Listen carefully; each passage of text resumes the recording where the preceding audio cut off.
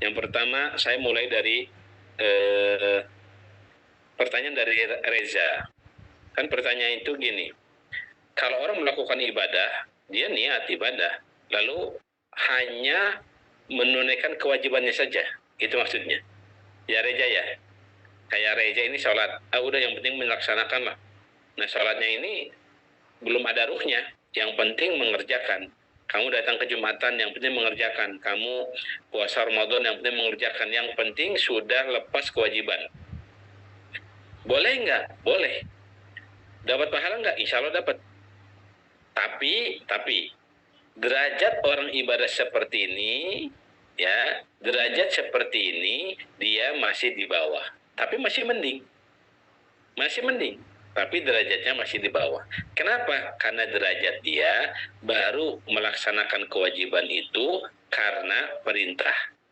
Jadi kalau sekarang Reja dan kawan-kawan melaksanakan sholat, di dalam hatinya ini masih, aku nih melaksanakan perintah. Kalau tidak dilaksanakan perintahnya, takut ini, takut itu, takut dosa, dan lain-lain, maka itu bagus. Tapi levelnya masih di bawah. Gitu. Masih di bawah, levelnya masih di bawah. Jadi ketika kamu melaksanakan kewajiban perintah Allah karena diperintah, itu bagus, tapi levelnya masih di bawah. Oke. Terus kalau mau menaikkan levelnya gimana Pak? Nah, ketika kamu sudah mau menaikkan level, sholat dan seluruh kewajiban agama itu levelnya bukan lagi kewajiban, bukan lagi perintah, tapi sudah menjadi kebutuhan. Ya, kebutuhan. Kenapa kamu sholat? Ya saya butuh sholat. Karena dengan sholat itu hati saya tenang, hubungan saya dengan Tuhan bagus. Jadi Anda sholat itu bukan lagi karena perintah, karena wajib, tapi sudah muncul keinginan, kebutuhan. Saya butuh hubungan dengan Tuhan. Gitu. Saya butuh nih komunikasi dengan Tuhan. Saya butuh sholat agar hati saya ini tenang. Saya butuh sholat karena saya butuh sekali rahmat Allah. Jadi karena kebutuhan, bukan karena perintah lagi. Levelnya udah naik nih. Yang tadi karena kewajiban. Kalau kewajiban itu biasanya orang masih beban. Tapi kalau karena kebutuhan, tidak disuruh dia sholat. Ya kan? Tidak dihukum juga dia sholat. Kenapa? Karena udah merasa butuh. Seperti Anda makan. Anda makan itu karena perintah atau karena butuh? Reza? Butuh. Oke. Butuh ya? Butuh. Nah, kalau sekarang Reza mampu meningkatkan dari mulai perintah menjadi butuh, itu akan beda levelnya. Akan beda, sholatnya itu beda. Gitu ya. Jadi, naikkan level kita. Kita kan sekarang statusnya udah mahasiswa-mahasiswi. Artinya ketika anak SD disuruh, nah sholat, dia sholat. Tapi dalam benaknya, aku menjalankan sholat karena perintah orang tua. Ya kan? Perintah orang tua tuh. Mungkin SMP, SMA, dia perintah agama, perintah Tuhan. Gitu. Nah, kalian udah jadi mahasiswa, bukan lagi perintah melaksanakan ibadah-ibadah mahdhah itu, tapi karena kebutuhan. Butuh, tubuh ini butuh. Butuh hubungan dengan Tuhan, butuh diberikan ketentraman, butuh diberikan hidayah dan petunjuk, dan lain-lain. Itu karena butuh. Ya, yang pertama. Begitu, Reza. Ada komentar dulu, Reza? Baik Pak, sudah cukup. Lalu dari Agung, tanda ibadah diterima itu salah satunya tadi hidup bahagia. Ya. Nah, saya coba munculkan satu ayat. Tadi sudah diangkat belum ayatnya di dalam Al-Quran? Saya share dulu Al-Quran nih.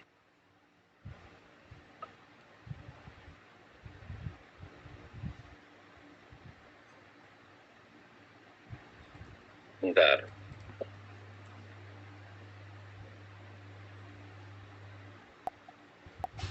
Jaminan. Makanya orang itu kalau hubungan dengan Allahnya baik, hidupnya itu tentram. Pak, apakah tidak ada masalah? Oh, selama di dunia pasti ada masalah. Siapapun dia, mau sholat, mau nggak sholat, ada masalah. Ya kan? Mau sujud atau tidak, ada masalah. Mau muslim atau non muslim, masalah. Terus bedanya di mana? Kalau semuanya punya masalah, bedanya adalah orang punya iman itu ada masalah plus dengan solusi. Ingat tuh, orang beriman dapat masalah ya dapat, namanya juga di dunia. Tapi bedanya orang beriman itu ada satu masalah dapat dua solusi. Kalau nggak punya iman, ada masalah tanpa ada solusi. Muter dalam masalahnya. Itu yang membedakan. Kalau masalahnya semua dapat. Pak, apakah orang beriman dan para masalah terhindar dari musibah? Enggak. Orang selama di dunia dia dapat musibah. Cuman bedanya musibah datang plus diberikan solusi keluar dari musibah itu. Itu yang membedakan. Ya. Baik, jadi ayat ini tolong perhatikan. Baik. Berikutnya, orang ibadahnya diterima apa? Tanda ibadah diterima adalah akan terbuka kebaikan-kebaikan yang lain. Artinya ada pengulangan ibadah yang lain. Contoh, agung wudhu. Dari wudhu, agung sholat. Setelah sholat, agung zikir. Udah zikir, agung baca Quran. Berarti itu rentetan dari wudhu, wudhunya diterima. Sholat terima. Zikir terima.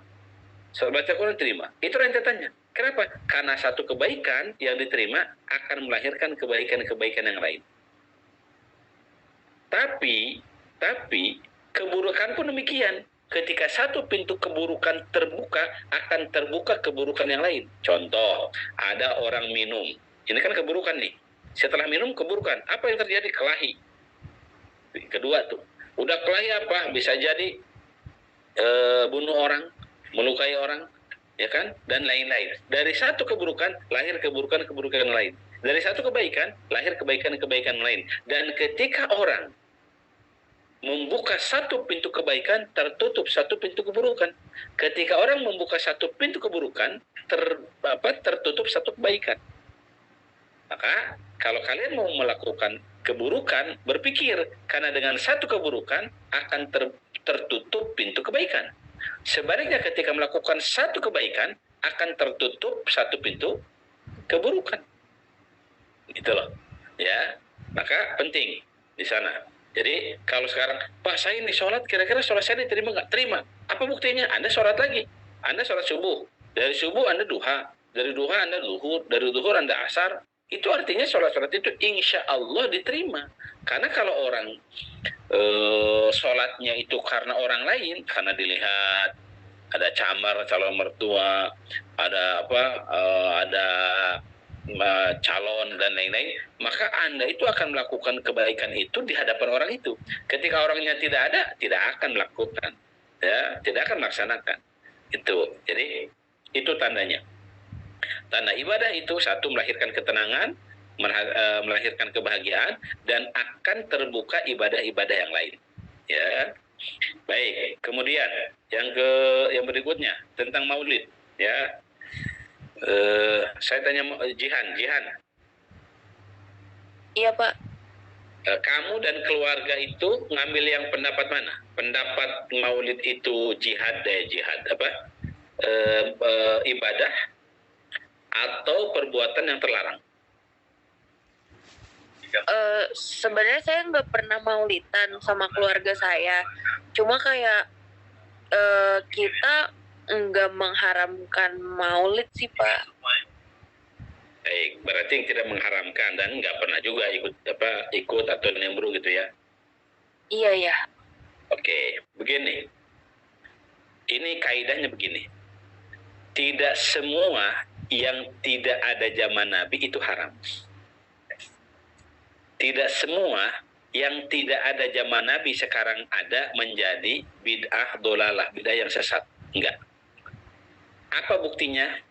Zaman Nabi, ketika Nabi ada, Nabi itu tidak sholat tarawih berjamaah. Tidak sholat tarawih berjamaah. Itu berjamaah ada baru zaman Umar bin Khattab.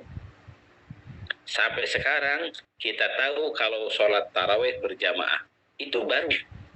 Kata Umar, bid'atu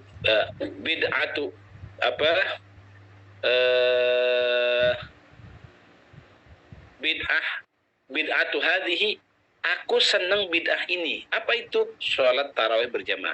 Artinya Umar sendiri mengatakan sesuatu yang baru zaman Nabi tidak ada dan sekarang ada. Salah satunya sholat tarawih berjamaah. Kata Umar, aku suka. Mushaf Al-Quran. Mushaf Al-Quran zaman Nabi tidak ada mushaf. Tidak ada Quran satu bundel. Dari surat Al-Fatihah sampai surat An-Nas. Tidak ada. Karena zaman Nabi belum ada pengumpulan satu mushaf. Jadi kalau orang pengen belajar Al-Baqarah, datang ke satu tempat. Kalau pengen hafal surat Ali Imran, datang ke orang lain lagi. Belum ada tuh. Catatan-catatan masih berserakan. Ada yang di pelepah kurma, ada yang di kulit binatang, ada yang di daun, ada yang di tembok, ada yang di batu, dan lain-lain. Baru pada zaman Utsman bin Affan, Al-Quran ditulis ulang menjadi satu mushaf. Penulisan itu menurut ulama bagian adalah bid'ah hasanah, sesuatu yang baru dan itu baik. Dan itu baik. Contoh lagi. Zaman Nabi bayar zakat itu pakai apa? Nabi kalau bayar zakat fitrah pakai apa kira-kira? Fernanda, kalau Nabi dulu zaman Nabi bayar zakat fitrah pakai apa kira-kira? Pakai hasil ternak gitu, Pak.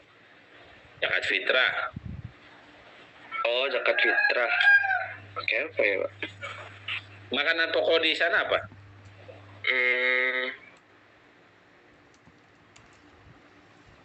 Apa ya? Gandum atau jagung? Gandum atau kurma. Iya. Oke, gandum atau kurma kan? Nah, zakat fitrah Nabi pakai kurma. Nabi tidak pernah zakat fitrah pakai beras, apalagi uang. Datang ke Indonesia, nggak ada tuh yang zakat fitrah bayar pakai kurma. Ya kan, Fernanda datang ke masjid. Pak Ustadz, saya mau bayar zakat fitrah. No, berapa orang? Sekeluarga. 5 orang. Pakai apa? Ini saya bawa kurma.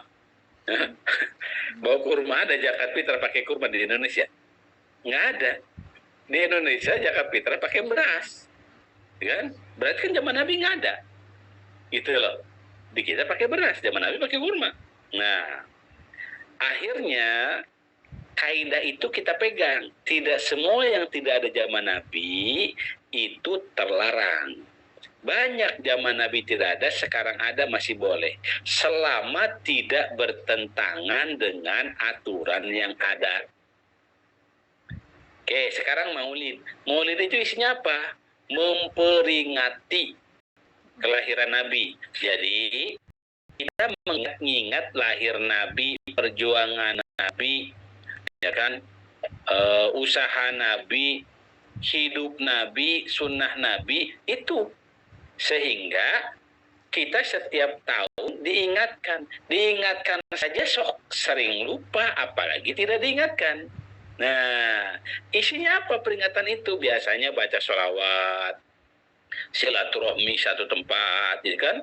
Lalu mendengarkan pembacaan ayat suci Al-Quran, lalu mendengarkan tausiah. Oh itu. Terus salahnya di mana?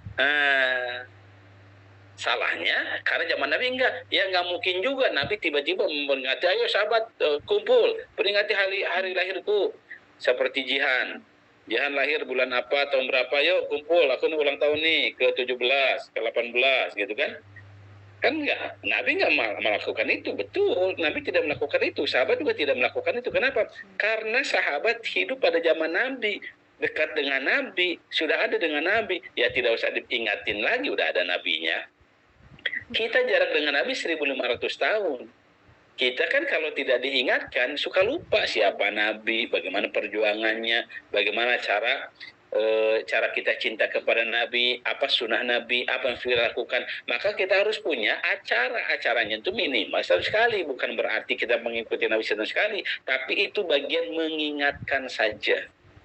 Ya, bagian dari mengingatkan saja.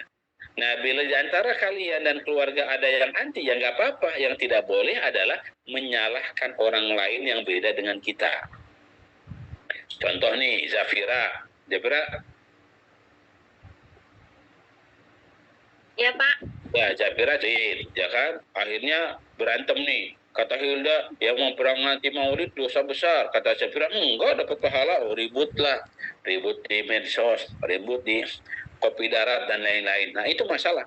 Ya, itu jadi masalah. Kemarin waktu kita merayakan Maulid di Masjid UI, itu ada mahasiswa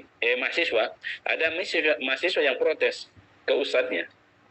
Ya, jadi ketika kebetulan itu hari Jumat, lalu kawan saya menjadi khatib Jumat di Masjid UI.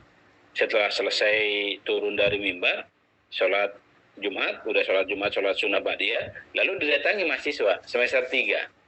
Dia bilang gini, Pak Ustadz, Maulid itu tidak ada dalam Islam. Maulid itu adalah dari Barat.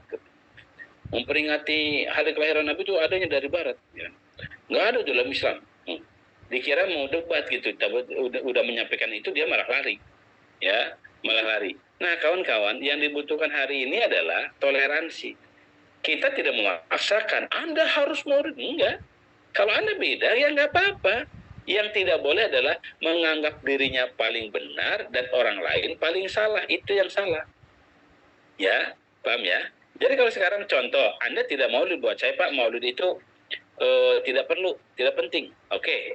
Terus Anda melihat yang Maulid gimana? Ya terserah dia, Pak. Boleh-boleh aja, silakan. Yang penting dia jangan maksa saya. Enggak apa-apa. Tapi kalau Anda menganggap saya paling benar, Pak, karena zaman Nabi dan sahabat tidak ada Maulid, saya paling benar. Itu semuanya nih ahli bid'ah, Pak. Neraka, pindah neraka. Wah, enggak gitu. Ya, paham ya? Ini banyak, termasuk tahlilan, ya kan? Termasuk Isra Mi'raj, termasuk ziarah kubur, termasuk baca sholawatan, semuanya tuh. Itu masalah-masalah yang sampai hari ini di masyarakat itu masih ramai. Paham ya? Jadi tolong kawan-kawan, yang dibutuhkan hari ini, nikah ini ada yang mengatakan satu kelompok itu disebut nikah itu apa tadi, ghairu mahdhah. Kenapa ghairu mahdhah? Karena hukum nikah ini juga beda-beda. Ya. Hukum nikah apa? Ada wajib. Coba saya mau tanya nih. Sunnah. Hah? Sunnah. Sunnah. Iya. Tapi kalau Krishna ini nggak bisa membedakan mana kambing, mana wanita nih, ya kan? Nggak bisa membedakan nih. Oh, wajahnya udah lihat wanita tuh udah pusing aja. Itu masih sunnah nggak? Wajib. Jadi nikah itu hukumnya beda-beda, tergantung orangnya. Kenapa? Karena kebutuhan nikah beda-beda. Bisa jadi buat Krishna wajib, buat Fenanda biasa aja saya mah. Kuliah lancar, nilai juga aman, ya kan, lihat wanita ya saya normal, suka, cuman saya bisa mengendalikan, gitu loh. Jadi tiap orang beda-beda. Ada yang haram nikah. Haram nikah itu adalah bagi orang yang dari awal punya niat buruk bagi wanita. Lihat nih, gue dendam sama dia, gue nikahin, gue siksa. Oh, itu udah haram tuh. Makanya dalam Islam, dalam fikih disebut nikah itu ada hukum asalnya apa? Sunnah. Dari sunnah ada wajib, ada makruh, ada haram. Tergantung orangnya. Ya kan? Kalau yoga kira-kira nikahnya hukumnya apa yoga? Hah? Buat kamu wajib apa sunnah?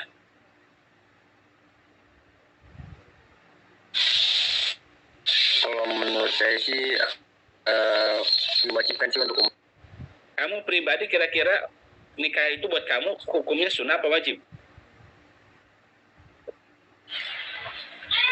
Kalau untuk saya sih hukumnya wajib, Pak. Wajib. Oh, berarti wajibnya jangan nunggu semester 7, semester 8. Kan semester 1 juga nggak masalah, wajib. Karena bahaya nih kalau enggak nih. Kan?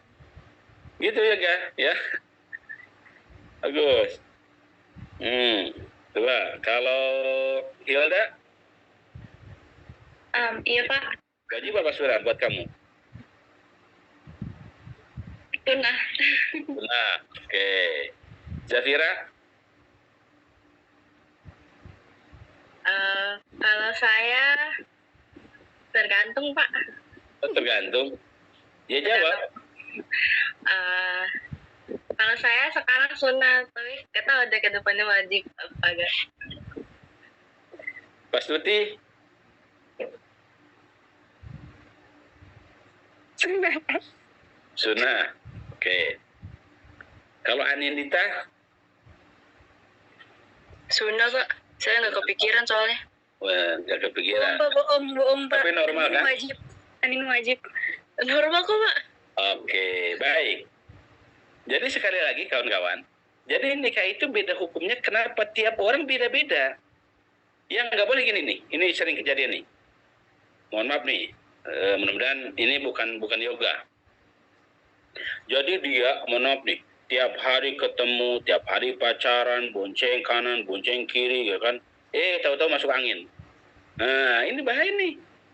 Bahaya. Orang seperti ini sudah wajib. Kalau sudah wajib, jangan nunggu semester 5, semester 7. Cepetan daripada melakukan dosa yang besar. Gitu. Ya. Itu udah wajib sekali. Kenapa? Kalau tidak melakukan yang wajib, akan di depan itu dosa besar. Ya kan? Nah, sehingga orang seperti ini tidak lagi sunnah, harus segera nikah. Karena kalau tidak, dia masuk dalam kubangan haram. Kan? Iya, Reja nih kelihatannya udah wajib juga nih Reja nih. Ya, wajib nih. Gitu. Ya, jadi jangan gini. Tapi kan Pak, saya belum kerja Pak. Tapi kan Pak, saya masih kuliah. Ya makanya kalau Anda mau fokus kuliah, fokus kuliah. Jangan Anda kuliah tapi fokus pikiran tuh 80% mah mikirin mikirin percintaan lah, mikirin pacaran lah, segala macam. Kalau Anda pengen fokus, ya fokus dulu. Tapi kalau suruh pikiran kepala saya ini udah 70% udah harus nikah, ya udah pilihannya, tidak ada pilihan lain daripada terjebak dalam dosa yang besar. Gitu loh. Ya. Saya terkadang suka sedih ya. Apa sedihnya? Kalau ke kampus gitu ya, ya sebentar lagi saya ke kampus, nanti jam 10. Kalau ke kampus gitu ya, terkadang nggak tahu pacaran atau enggak, tapi kelihatan deket banget gitu. Ya kan? Deket banget gitu. Bukan gandengan tangan lagi, pakai rangkulan segala macam. Lah kita lewat juga, terkadang mungkin karena bukan kelas kita gitu, cuek aja gitu. Sebab bingung gitu. Gimana caranya kayak gitu, ya kan? Mungkin kalian juga kalau datang ke kampus kan sering lihat kayak gitu gitu. Orang pacarannya sudah, ya dia juga merasa bebas, ini hak asasi saya, ya kan? Nggak ada urusan sama orang lain. Tapi kan di sisi lain Allah melarang wala taqrabuz zina, jangan mendekati zina. Ya kan? Anda harus tahu batasan-batasan, ya. Tolong kawan-kawan yang ikut MPK Agama Islam dengan saya, Anda punya pacar, Anda punya kekasih, Anda punya orang spesial, ya bebas-bebas saja. Tapi ingat, Anda harus punya batasan. Batasan. Harus punya batasan. Oh, batas ini boleh, ini tidak boleh. Itu penting. Makanya di sini dibutuhkan akidah yang kuat. Anda bisa membohongi dosen, Anda bisa membohongi orang tua, kawan, ya bisa. Bisa sekali. Tapi Anda tidak bisa membohongi Allah. Kemanapun kalian pergi, mojok, nongkrong, sembunyi, Allah sangat jelas melihat apa yang Anda lakukan. Kalau ini kalian bawa nih, Anda akan bisa menjaga jarak. Gitu loh.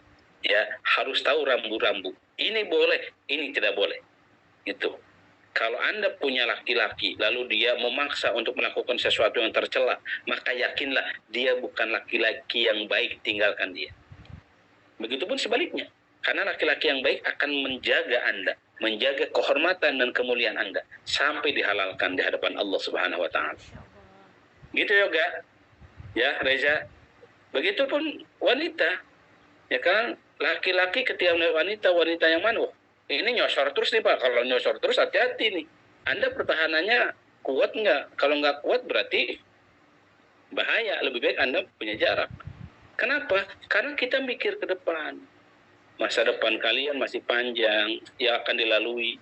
Jangan sampai justru diawali dengan sesuatu yang buruk. Ya, baik. Begitu ya kawan-kawan. Jadi tolong perhatikan etika Islam ini buat kebaikan kita.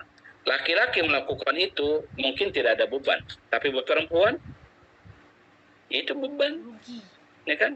Laki-laki kan nggak ada bekasnya. Mohon maaf ya, saya agak kasar nih. Mohon maaf. Dia buang, tinggalin, selesai. nggak ada bekasnya. Tapi perempuan bekasnya 9 bulan. Ya kan? Kalau dia halal, bahagia, bangga, punya anak. Tapi kalau caranya haram, na'udzubillah, summa na'udzubillah. Semoga dilindungi oleh Allah Subhanahu wa taala. Baik. Ada lagi pertanyaan?